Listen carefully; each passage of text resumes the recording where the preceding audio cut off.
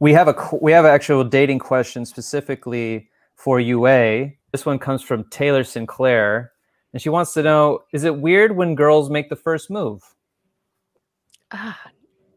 Yeah, I love this question because there's just so much behind it, because it comes with so many gender roles that have been internalized for years. So by asking that question, what she's asking is, do women have permission to make the first move? Is it acceptable by society to do that? I think we live now in 2021 after COVID. I feel like we reset everything, including gender roles. We were already progressing that way, but now we're like hard reset. And I feel like you just got to do you. It's not about women making the first move, men making the first move. You are in control of your life. So if you find someone interesting, you want to get to know them, it is up to you to do that. How you move that forward. There used to be this, back in the day, you, as a woman, you drop a handkerchief. And that's how you show that you're interested in someone, hoping the man would pick up your handkerchief and then eventually, you know, ask you out or whatever. Who does that? First of all, who has a handkerchief? And two, men do not pick up on those signals anymore. Like, women cannot be passive. We got to be like, I like you and I want to hang out with you. Oh, okay, I get it. That's so sad. That's such a sad statement about men, where men, what men have evolved into. Like, I feel like what you're saying is absolutely true. And so that should be true for men too.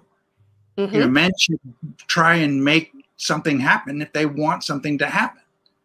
So they should make a move, or they should do something. But that some men sit around like wallflowers waiting for people to ask them out makes me sad.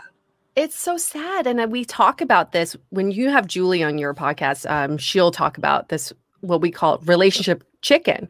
Why is it in dating and in courtship, we are constantly trying to show the least amount of interest when we're trying to date someone? I don't want to be the first one to text back. I don't want to be the first one to reach out. I don't want to be the first one to say I love you. I don't want to be the first one to DTR. Why? Isn't our goal is trying to find a partner who's going to step up with you? So, but I do think there is a kind of